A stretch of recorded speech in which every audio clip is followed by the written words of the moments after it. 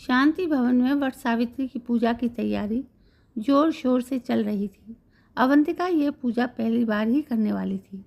3 महीने पहले ही उसकी शादी हुई थी शांति देवी के छोटे बेटे नीलेश के साथ।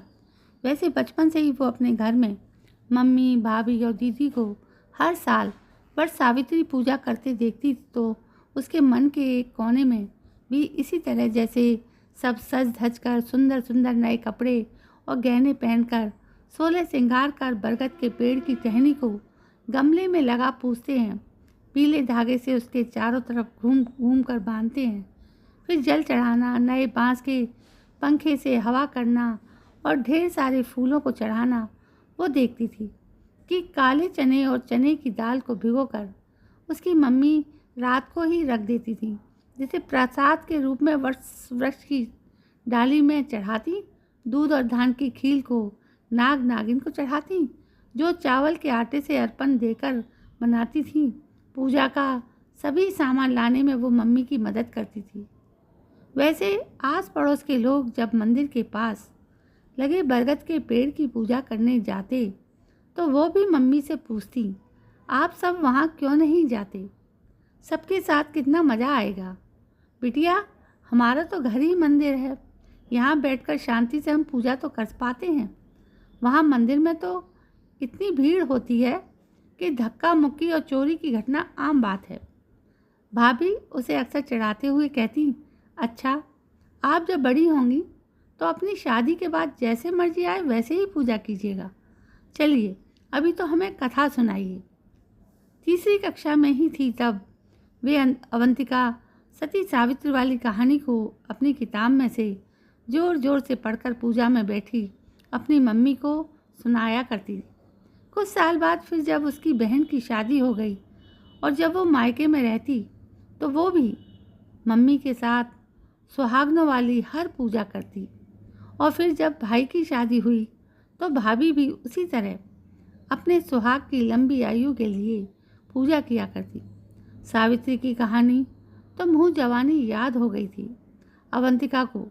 किस तरह सावित्री अपने पति सत्यवान को यमराज से वापस ले आई और 3 वर भी मांग लिए। उसकी पतिव्रता से प्रसन्न हो गए थे यमराज। कॉलेज के अंतिम वर्ष में वो अपनी ही क्लास में पढ़ने वाले रफ़ीक से प्यार में पागल हो गई थी। उसने उसके बहकावे में आकर अपने मम्मी पापा को बिना कुछ बताए एक दिन अपना घर और वो शहर छोड़ दिया। अवंतिका घर से ये कहकर निकली कि सरकारी नौकरी के लिए होने वाली एसएससी की परीक्षा देने जा रही है। जाते वक्त अपने पापा की अलमारी से पैसे और मम्मी के जेवर निकालकर अपने बैग में रख लिए। वो पैसे और जेवर वैसे भी तो उसकी शादी के लिए ही जोड़कर रखे थे। उसके मम्मी पापा, जो कि 6 महीने बाद ही होने वाली थी। उसने उस रिश्ते से कई बार इनकार करने की कोशिश की, पर रफ़ीक दूसरे धर्म का था और अभी पढ़ ही रहा था। किसी हाल में उसके परिवार वाले अवंतिका की शादी रफ़ीक से करवाने के लिए तैयार नहीं होते। वो देखने में जितना सीधा और भोला लगता था वैसा वो था नहीं। वो तो अपने आवारा दोस्तों की संगत में पूरी तरह बिगड़ गया था। वो मासूम लड़कियों को अपने प्यार के जाल में फंसाता और उन्हें अपने दोस्तों की मदद से देह व्यापार में धकेल देता। आपको आवाज़ लगा रही हैं कि तैयार हो गई तो पूजा के लिए जल्दी से नीचे आओ। रिश्तेदार और पड़ोसी की महिलाएं भी आ गई हैं।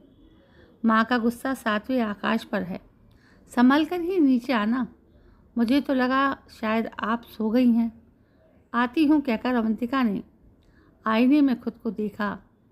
माथे की बिंदी ठीक की, चेहरे पर आए बालों को पीछे कर क्लिप लगाया, ड्रेसिंग टेबल पर रखी अपनी सोने की चूड़ियाँ, पायल और कमर कस को उससे बहुत पसंद था पहन छम छम आवाज़ के साथ सीढ़ियाँ उतरती हुई आंगन में आ गई।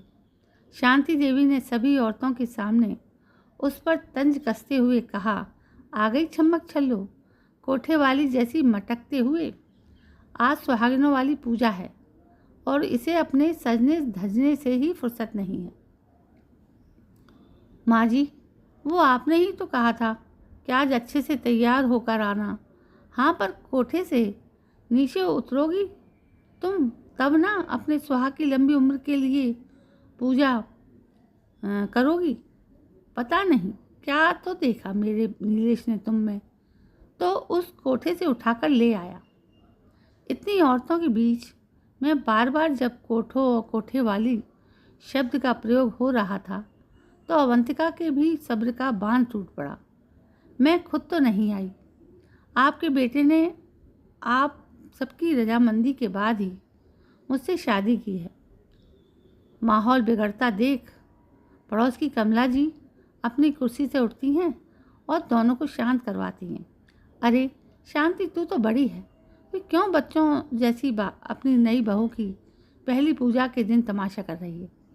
और बहू चल बैठ पूजा करने और मन लगाकर पूरे नियम के साथ वट सावित्री की पूजा कर, अपने सुहाग की लंबी आयु के लिए। आंखों से झरझर आंसू बह रहे थे, इस तरह जैसे वट वृक्ष उस बोनसाई की तरह ही तो वो भी है और अपने आंसुओं के जल अर्पण कर रही है। नादानी में उठाए हुए गलत कदम ने उसे गर्त में ला दिया था, जहाँ से फिर नीलेश ने उसे बाहर निकाला और अपनी पत्नी बनाकर अपने घर ले आया। शांति भी थोड़ी शांत हो गई थी जब नीलेश भी धोती कुर्ता पहन अवंतिका के साथ पूजा में बैठ गया। पूजा के बाद उसने नीलेश के पैर छुए और भगवान से प्रार्थना की, मेरा सुहाग सदा बनाए रखना। एक कोठे वाली की ज़िंदगी बदल दी सुहाग की निशानी सिंदूर ने। हाँ, पर यह भी सत्य है कि औरत ही औरत की दुश्मन होती है। तभी तो शांति देवी को जब पता चला अवंतिका को एक कोठे वाली के चंगुल से आज़ाद करके लाया था उसका बेटा, अपने बेटे की खुशी के खातिर तो वो शांत रहती, पर अक्सर अपनी भड़ास निकाल ही दिया करती थी।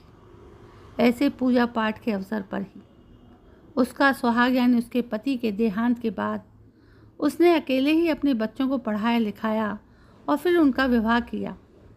उस समय मात्र 30 साल की ही तो थी शांति। सबने उससे दूसरे विवाह के लिए कहा, पर उसने साफ इनकार कर दिया था। धीरे धीरे अवंतिका ने अपने व्यवहार से पति, सास और सबका मन जीत लिया और अपनी उस नादानी से सीख लेते हुए अपनी बेटी की परवरिश इस तरह की कि उसके कदम कभी फिसले ना।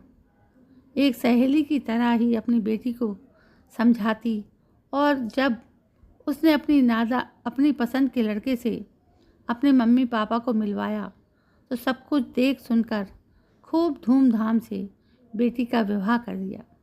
तो दोस्तों, ये थी कहानी। यदि आपको पसंद आई हो तो प्लीज़ मेरे इस चैनल को सब्सक्राइब करना ना भूलें। इस कहानी के विषय में आप कमेंट भी कर सकते हैं, लाइक भी कर सकते हैं और शेयर भी कर सकते हैं। कल मैं फिर हाजिर होती हूँ और नई कहानी को लेकर। तब तक के लिए जय हिंद, वंदे मातरम।